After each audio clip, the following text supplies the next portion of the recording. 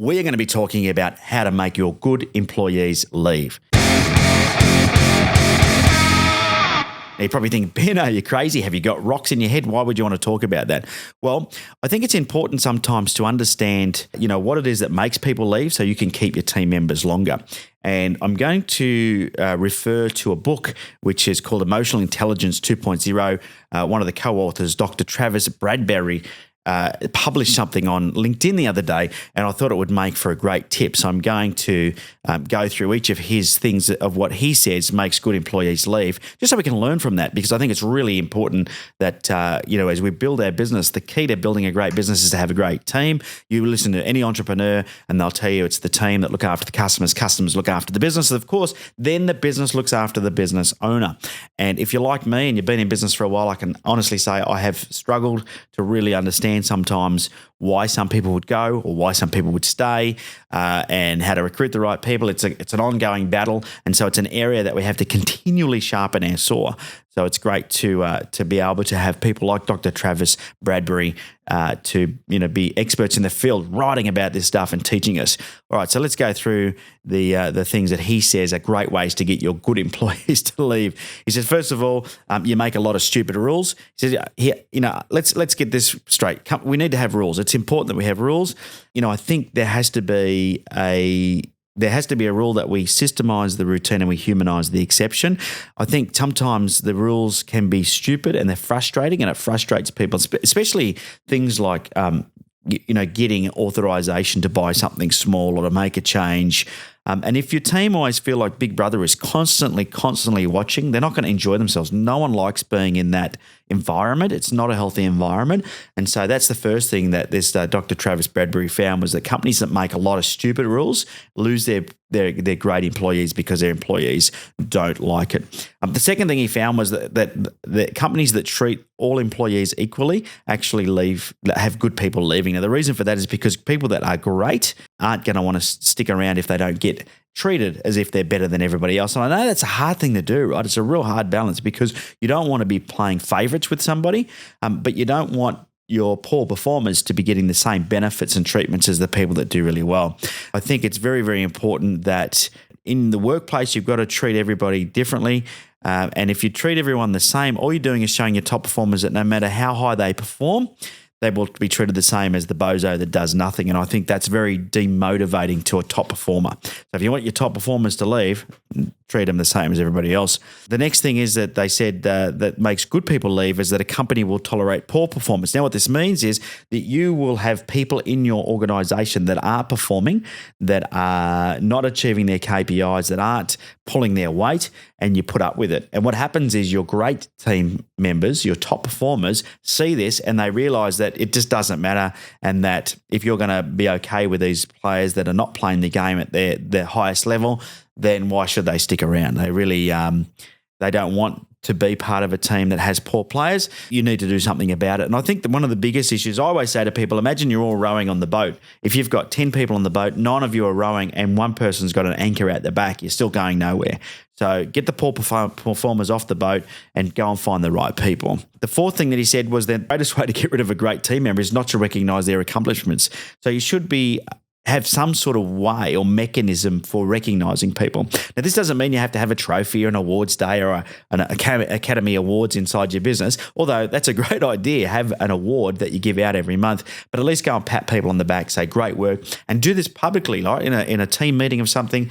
Say to people, I want to thank XYZ for doing a great job this week. They've really pulled their weight. They're smashing their targets. Just excellent work from them. Give them a round of applause. Make them feel like they're being recognised for the work they're doing. Give them bonuses. Give them it doesn't have to be much. Give them a couple of movie tickets. It's a quiet thank you. It's a pat on the back. It's a text message. It's simple. So make sure you do it.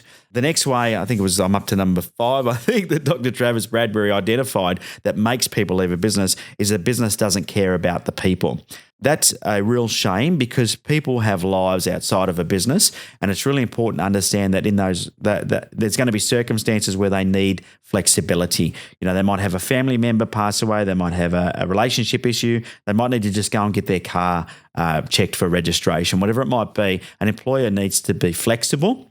I mean, of course, you've got to be careful they don't get taken for granted. I get that, but you've got to be flexible and understanding and, care about the people. Ask them how their weekend was. Ask them how their child's party was on the weekend. Ask them how their holiday was. Take an interest in them. Join up. You know what I do? I join up with them on Facebook because it really gives me an insight into what my team are doing outside of the office, and I get to know them personally, which I think is really, really important. The next thing is that they don't show their team the big picture. And this is really important, I think, and it's something that I've actually been pretty bad at in the past. And I can tell you the effects are terrible. Right? If you want to have your good team members excited about where you're going, you have to share your vision with them on a regular basis. Now, this means, of course, as a business owner, you've got to have your vision set. You've got to know where you're heading. You've got to have your plans in place, and it's got to be exciting. If they don't feel like they're part of something bigger, then they're not going to want to be a part of that journey. What we do is every single month we set goals for the month based on company KPIs and budgets. When we have a whiteboard where we manually write them up there with Texter, so everyone can see them and everyone gets excited about them. When we achieve those targets, we ring bells, we go out to lunches. Too many companies don't do this, and I think it's important if you want to keep your great people that they are enrolled and inspired by the vision of the company. Pretty simple. The next one is he says that companies that lose great people don't let their people pursue their passions. I like to call this 100% involvement and inclusion, and that's making sure that people feel like they can take risks. So we support risk taking and let them try new things. So if I've got somebody who's got a certain working style or an idea and they're passionate about it, let them pursue that. Let them give it a go. The worst thing you can do is if somebody's got an idea and you shut them down because you don't like it, let them try it. What's the worst thing can happen? It won't work, and you have that agreement and say, look, your idea was good. We gave it a crack, but it didn't work, unfortunately. If you don't let people express themselves as they are as individuals and do the things that they want to do, then you're going to, especially the younger generation I've found, you're going to find it difficult to keep them long term. So let them be creative, let them express themselves, let them try new things, and you'll find that those people will want to stick around a little bit longer. The second last one that he's got in his list is that they don't make things fun. No one wants to come to work at a boring place. And I always say to my team, if you wake up in the morning and get that feeling like, oh, I've got to go to work again, then you need to let me know because we need to change something. That could mean moving you on. I'm not shy about that. If you're not enjoying yourself here, I don't want you here. I want people that are having a good time. They're enjoying themselves. They're dynamic. They're energized, and they're passionate about helping me achieve the vision of the company. And so they've got to be excited about it. If they're not having a good time, then what's the point of coming to work? So let them have fun. Do some fun things. It's not a sweatshop. They're not sitting at a sewing machine 12 hours a day making stuff. This is about letting people be themselves within your workplace. Of course, they've got to be productive, but here's what you'll find, and here's what I found.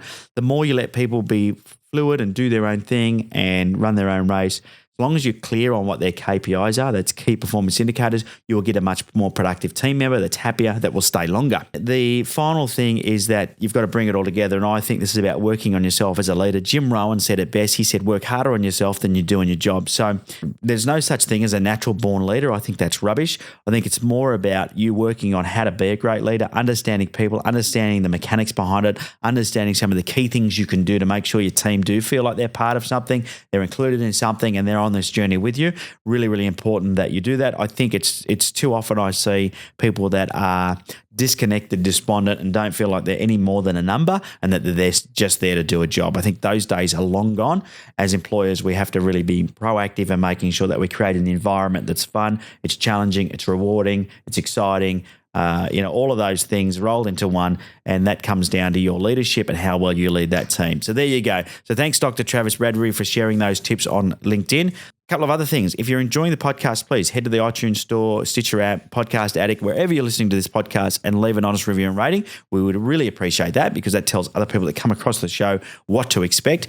If you're on YouTube, give it a thumbs up, hit the subscribe button, leave any comments or questions below. I'll make sure I check them all and I'll respond to everything that I possibly can. And today's quote is by Peter Drucker. And Peter says, whenever you see a successful business, someone once made a courageous decision. Until tomorrow, have a profitable day.